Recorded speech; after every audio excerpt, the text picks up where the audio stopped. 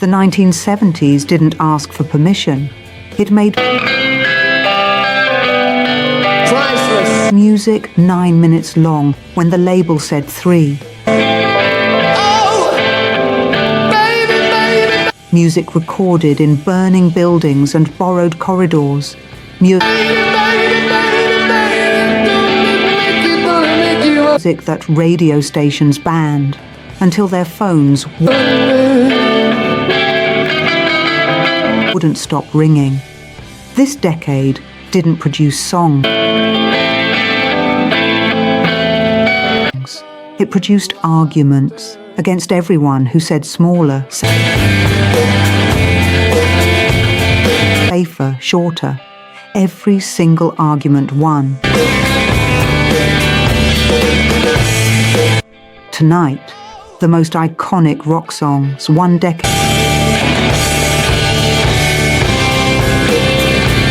ever produced. The real stories, the obsession, the heartbreak, the stubbornness that built them. And before we count down, one song on this list was never echo was laughter. Do you remember laughter? released as a single. The band refused. The label Priceless. begged. They still said no.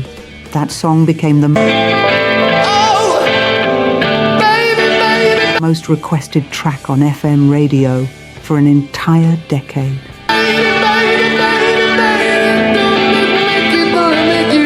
Let's go. Number 10. Smoke on the Water. Deep Purple, 1972. The greatest guitar riff in history was born while a building burned to the ground. December 1971. Deep Purple travelled to Switzerland to record at the casino. The night they arrived, someone fired a flare gun into the ceiling during a Frank Zappa concert. The whole building went up. Deep Purple stood on the opposite bank of Lake Geneva and watched their recording studio disappear into smoke and fire. A different band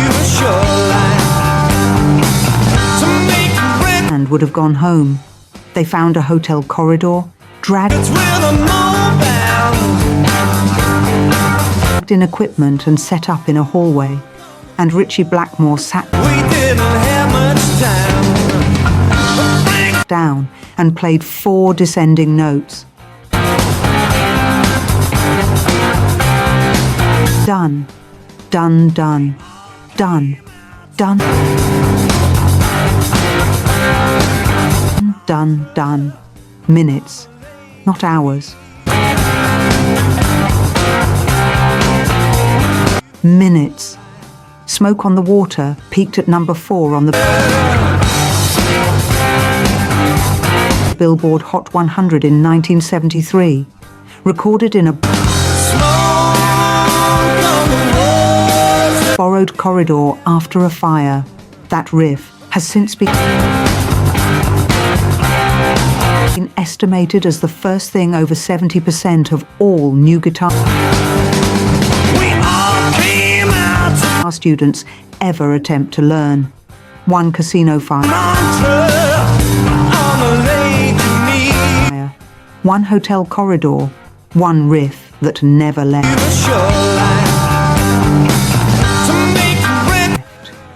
Number 9. Hotel California, Eagles. 1977. Don Felder was sitting in cut-off shorts in his Malibu beach house, watching his kids play in the sand when those opening chords arrived. He ran inside before they disappeared, laid them down on a 4-track She got the Mercedes-Benz recorder over a basic drum machine. No lyrics. No concept, no title.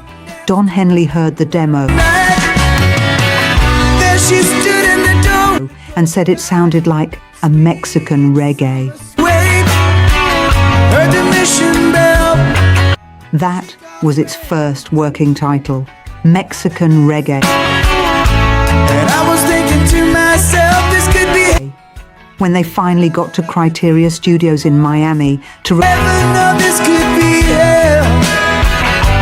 record the full version, a year later, Felder had completely Lit up a candle, and she showed me forgotten what he'd played. He started improvising the guitar ending some dance to remember. differently. Henley stopped him cold. In the courtyard, sweet summer. It's not right. Play it exactly like the demo. She calls friends. How they dance. I made that demo a year ago. I don't remember what's on it. The She got a lot of pretty, pretty boys. tape was 3,000 miles away in Los Angeles. So Twisted. She got the Mercedes-Benz. Felder's wife held a phone up to a cassette player in their LA Heavy and my side grew dim. Had to stop for the home. And Don Felder stood in a Miami recording studio, night. There she stood in the door. relearning his own guitar solo through a telephone Wait. Heard the mission bell. receiver. The solo that Guitarist magazine later voted the And I was thinking to myself, this could be greatest of all time was recovered through a long-distance phone call. heaven, or this could be hell. Then she One more thing. During those sessions, Black lit up a candle, and she showed me Sabbath were recording next door. Tony Iommi later recalled, some dance to remember. the Eagles were next door, but we were too In the courtyard, sweet summer. loud for them. Black Sabbath had to keep the noise down She calls friends. How they dance. for the Eagles. Hotel California hit #1, She got a lot of pretty, pretty boys. sold 16 million copies in the US alone, She got the Mercedes-Benz. won the 1978 Grammy for Record of the Year. Heavy and my side grew dim. Had to stop for the Today it plays on American radio once every 11 night. There she stood in the door. minutes. Picture a dark desert highway, Wait. Heard the mission bell. cool wind, the kind of drive where you're not ready to stop. And I was thinking to myself, this could be That feeling of arriving somewhere beautiful and slowly realizing heaven, or this could be hell. Then she you can't find the way back out. That's not just a lit up a candle, and she showed me lyric. That's this entire decade in 6.5 some dance to remember. minutes. Before we continue, can I quickly say something on behalf of my wife? She's the one behind this channel, and she would never ask you for this herself, but I see everything. The late nights, the hours she spends bringing these songs back to life, just so someone out there can feel something again. And the part that really gets to me is this. Only about 10% of people watching are subscribed, so most people come here, enjoy it, feel the nostalgia, and then leave her behind. I'm not even saying this to make you feel bad, but yeah, it does hurt her. She just keeps going anyway. So I'm asking you, as her husband, if this channel has ever meant anything to you, even a little, please don't just watch and go. Take 1 second. Subscribe. It's free. But to her it means everything. It tells her she's not doing all this for nothing. All right, let's get back to the music. Number 8, Stairway to heaven. Led Zeppelin, 1971. Never released as a single, the label begged twice. 1972, then 1973.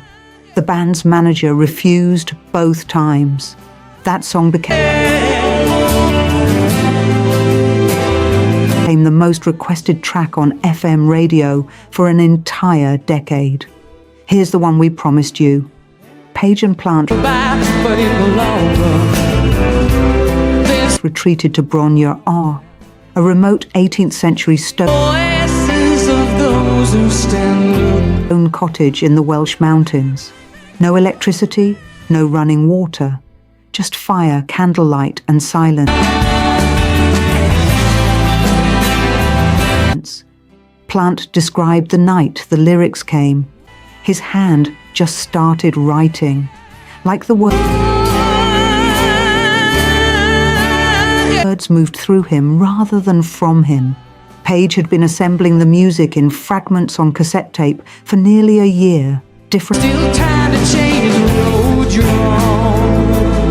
riffs, chord progressions, pieces that didn't belong to any song yet. That night by the fire, they connected. The guitar solo was cut using a 1959 Fender Telecaster given to Page by Jeff Beck. The engineer recalled half an hour of takes, 7 or 8 attempts. Then one came through that felt different. Guitar World ranked it the greatest solo of all time. Atlantic Records wanted to release Stairway to Heaven as a single. Jimmy Page knew exactly what would happen if they did. Someone would edit it, shorten it, fit it to radio. He refused to let that happen. By the year 2000, the song had accumulated 3 million radio plays without ever being released as a single. And Robert Plant, the man who wrote the lyrics beside that fire, has spent most of the last 40 years refusing to sing them. He once said he'd break out in hives. The song left him behind. Or he left it. Even he can't fully explain it. Picture a concert hall going dark, just acoustic guitar, so quiet you lean forward. Then 8 minutes later, the ceiling shaking. That build from a fireplace whisper to a wall of hard rock is one of the most perfectly constructed emotional journeys in recorded music. They refused to make it a single. They were right. Number 7, Born to Run. Bruce Springsteen, 1975. He was 24 years old. His first 2 albums had flopped. Columbia Records was running out of patience. This was his last shot. Springsteen went into the studio in January 1974 and spent 6 months on one song. The final mix of Born to Run contained 72 separate tracks of recorded music, stacked guitars, piano, glockenspiel, strings buried so deep you can barely hear them, barely audible by design. Saxophone parts stitched together from 7 different solo recordings. The arrangement grew so layered, that a note-bending guitar riff Springsteen had written got completely swallowed.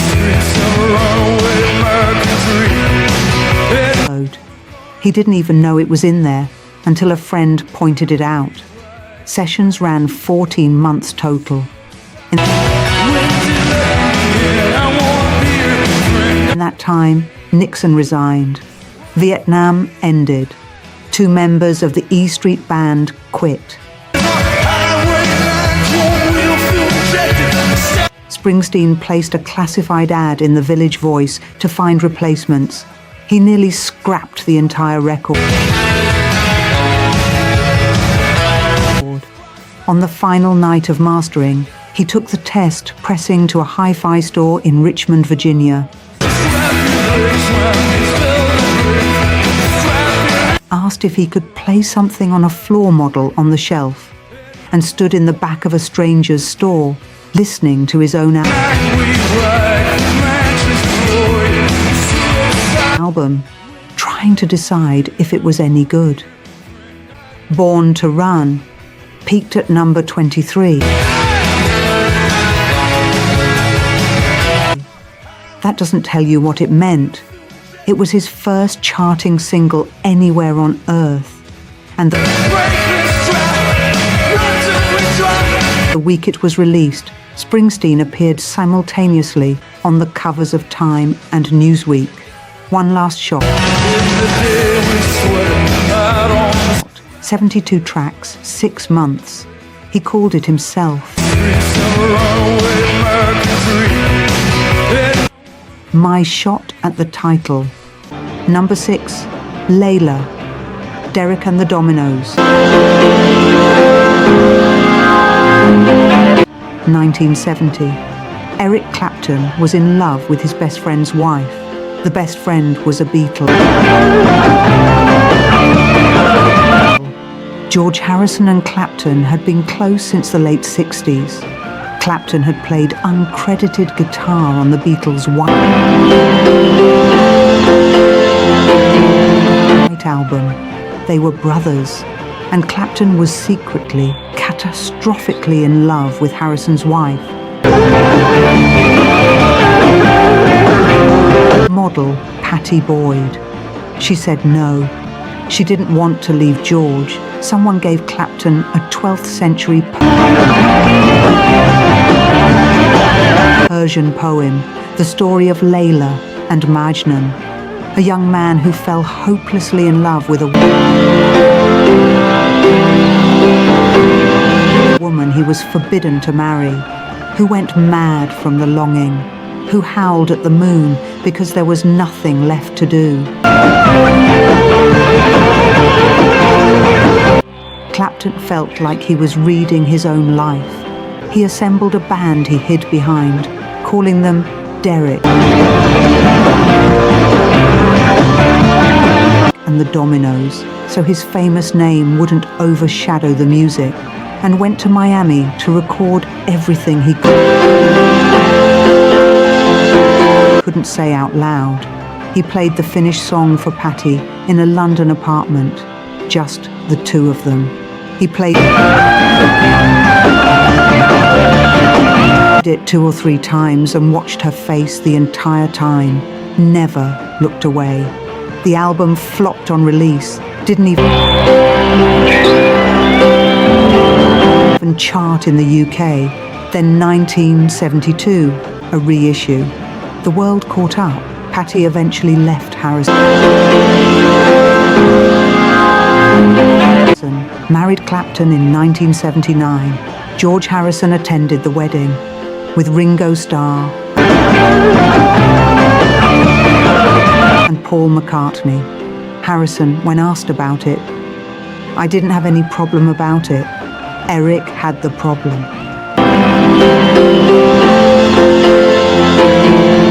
The song, that was a desperate public declaration of forbidden love, became the wedding anthem for the man who wrote it. As someone who was there at the session said afterward, the hunt was better than the kill. One Persian poem. One Beatles wife, one unrequited love poured into 7 minutes of electric guitar.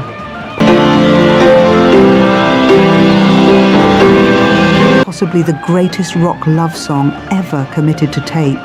Drop which story hit you hardest in the comments. We're just getting started. Nothing prepares you for what's at number one. If you're not subscribed, do it now. It costs you nothing and means you never miss one of these. Number 5. The Chain. Fleetwood Mac. 1977. Imagine going to work every day with the person who just broke your heart, standing 6 inches from them, singing into the same microphone about exactly what you're both going through. That was Fleetwood Mac in 1976. Stevie Nicks and Lindsey Buckingham had just ended their relationship. Simultaneously, John and Christine McVie were finalizing their divorce, and Mick Fleetwood's marriage was collapsing too. 5 people, 3 dying relationships, 1 studio, 1 album. Christine McVie described it in one word: drama. The Chain is the only song on Rumours credited to all 5 members, because it was never written. It was assembled. It started as an incomplete Christine McVie keyboard sketch. They loved John McVie's 10-note bass riff at the end. They loved the drums. The rest wasn't working. It sat in pieces for months. Almost got cut from the album. Then Stevie Nicks walked in one day and said she had some words that might fit the thing they'd been building in the studio, and she handed them the verses. Buckingham built backward from the bass line. Christine wrote the chorus. Nicks brought the lyrics. Mick and John already had the ending. 5 broken people, 5 scattered fragments, 1 song. I can still hear you saying you would never break the chain. Mick Fleetwood on what that line meant to the band in that moment. The realization that the music we were making together was more powerful than any of us. Rumours spent 31 weeks at number 1, won the Grammy for Album of the Year, sold over 45 million copies. 45 million copies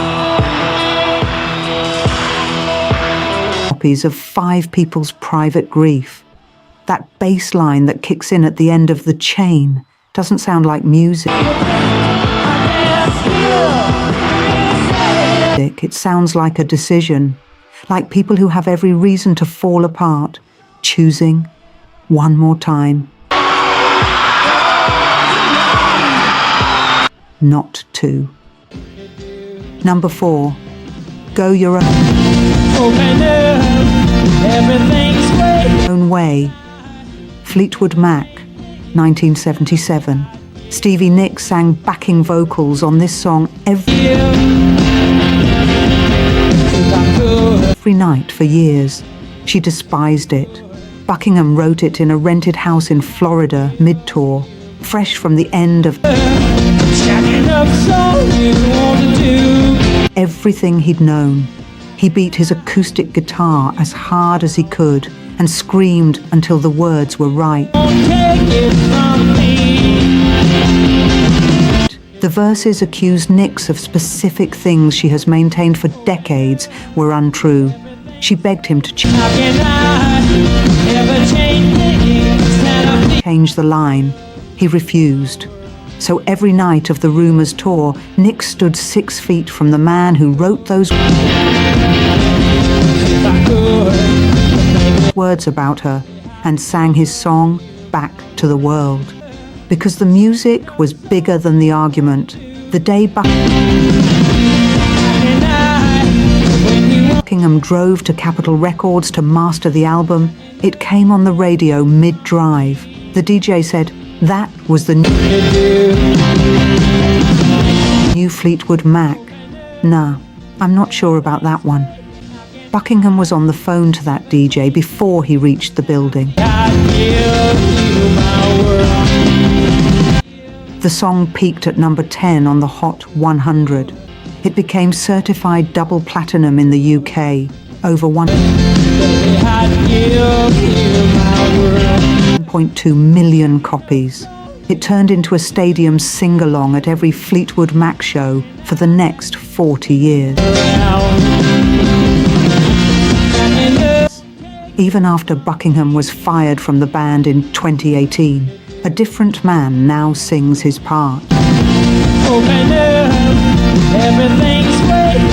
The angriest song on Rumours became the most joyful moment of every live show.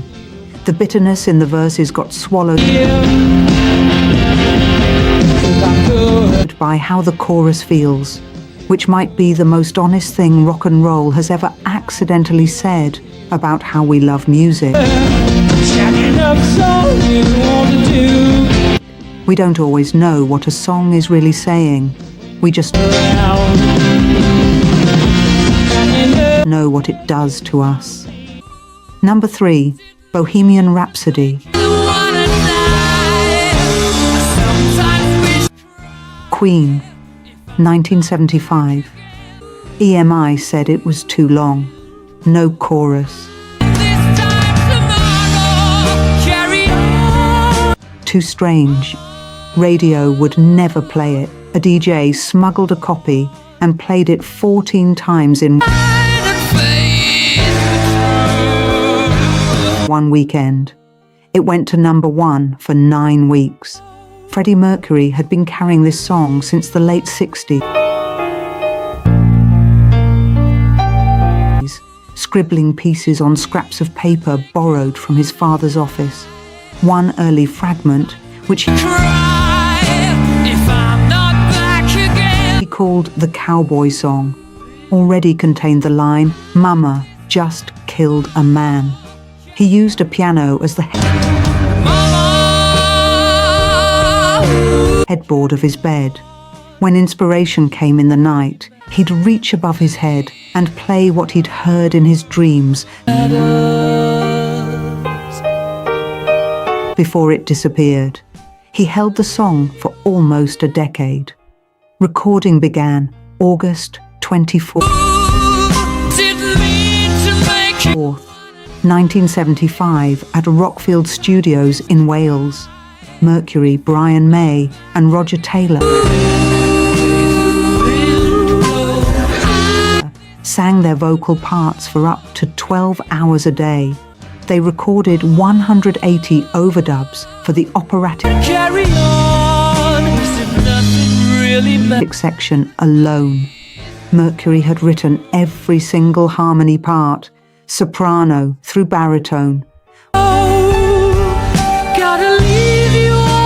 on paper before they ever opened a microphone. The song took 3 weeks and 5 studios to complete. It became the most expensive single ever recorded. The entire A Night at the Opera album cost the equivalent of $500,000 today, and this one song consumed most of that budget. EMI refused to release it as a single, claustrophobically long, no chorus, unmarketable. The band slipped a copy to DJ Kenny Everett, told him not to play it. He played it 14 times that weekend. Listener phones melted. EMI had no choice. Bohemian Rhapsody hit UK #1 for 9 consecutive weeks. It became the first song ever to top the UK charts twice with the same version. In 2018, the most streamed song of the 20th century, over 1.6 billion streams. Producer Roy Thomas Baker, standing at the back of the control room when the completed recording played back for the first time. You just knew you were listening to a big page in history being turned. Mercury never explained what the song meant, not once. He deflected every interview, changed every subject. Brian May believed it was Mercury's private pain, his complexity, the distance between the man the world saw and the man he actually was.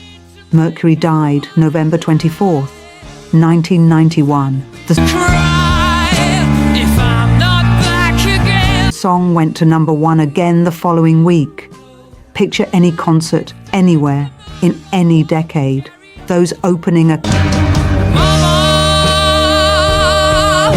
cappella voices starting, and without being asked, without rehearsing, without choosing, an entire arena singing back every word, every operatic run, every impossible high note, a song EMI refused to release. Critics called self-indulgent, a DJ was told not to play. Still the most streamed rock song of the 20th century. One voice, one piano, one red letter day. A mystery he took with him. #2, Freebird, Lynyrd Skynyrd.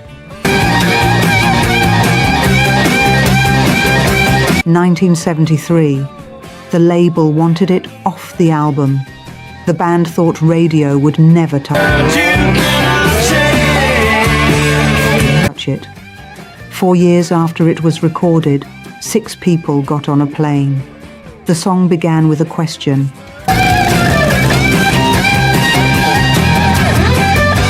Alan Collins' girlfriend Kathy asked him something during a fight. Something so simple and so devastating. He wrote it down immediately. If I leave here tomorrow, would you still remember me? Collins worked on the music for 2 years. One rehearsal day in their tin-roofed shack in Jacksonville, which the band called the Hell House. Ronnie Van Zant heard the chords and stopped cold. He asked them to play it again, and again, and again. He sat there for hours, having them loop those same progressions while he found the words in his head. MCA Records heard the full version and said no. Too long. Nobody would play 9 minutes on radio. They pressed an edited version. Just the ballad faded out, the guitar solos amputated. The band hated it. But on stage they played the whole thing. Every minute, all 3 guitarists trading solos until the song detonated. Crowd by crowd, city by city, the legend spread the way legends always spread, person to person, whispered from one person to the next. MCA reversed course. The full version was released. It became their signature. their closing vow to every audience. Collins and Kathy got married October 20th, 1977. The charter plane ran out of fuel over a Mississippi forest. 6 people died. Ronnie Van Zant among them. For years after, Johnny Van Zant, Ronnie's brother, now fronting the reformed band, couldn't sing Free Bird. The trauma of singing his dead brother's words to his dead brother's fans was too much to carry. So the band played it as an instrumental, and 60,000 people sang every single word back to them. Johnny Van Zant on what the song became. This kid told me they used it for graduation. Someone else told me they used it at a funeral. And really, it's a love song. One of the few Leonard Skinner ever had. One question in a fight. 2 years of music, one plane that never landed. A song that outlived everyone who made it. Number 1, Stairway to Heaven. The Full Reckoning. Everything tonight was great. This is something else. Stairway to Heaven is not just the most iconic rock song of the 1970s. It is the entire argument that the 1970s were the greatest decade in rock history. Made sound. 8 minutes of acoustic folk becoming hard rock, becoming something the English language doesn't have a perfect word for. Not a song exactly, a place you go. Led Zeppelin first performed it live on March 5th, 1971 in Belfast, a city that was effectively a war zone.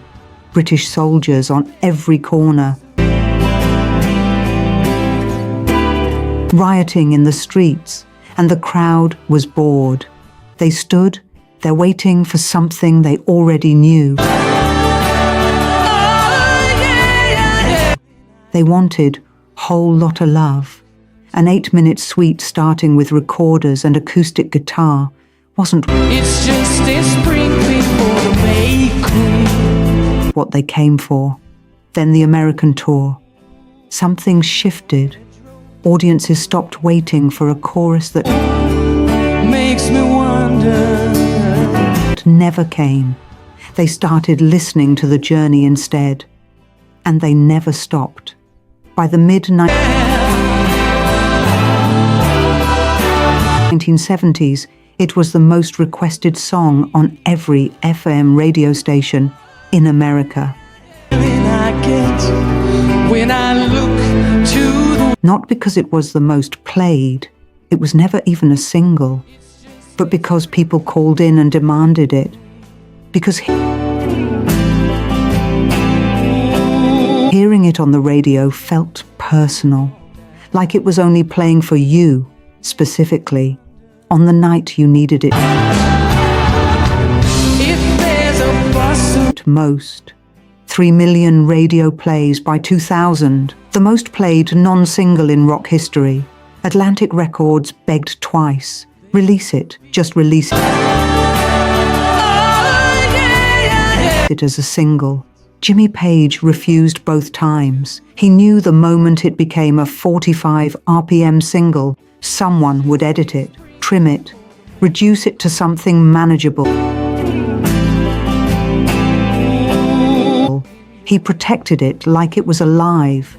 And Robert Plant, who sat by that fire in Wales and let the words come through his hand, spent the next 40 years running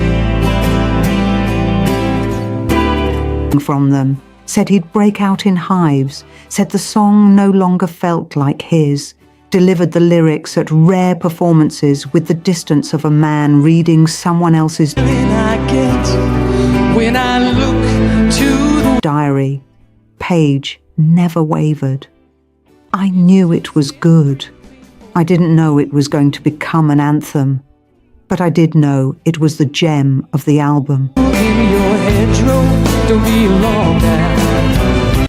The gem of what many consider the greatest rock album ever made. A song that inspired Bohemian Rhapsody, paved the road for Free Bird, and gave permission to every rock song after it that dared to take its time, to build, to trust that the listener would stay. They all stayed. Picture the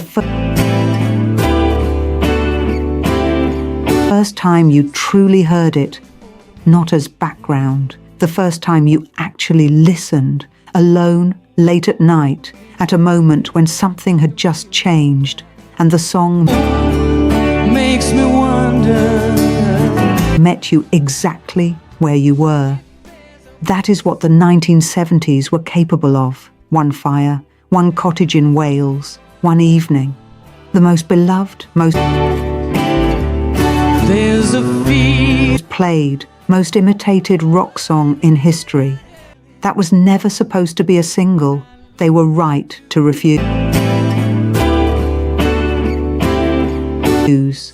The 1970s gave us music born in burning buildings and borrowed corridors.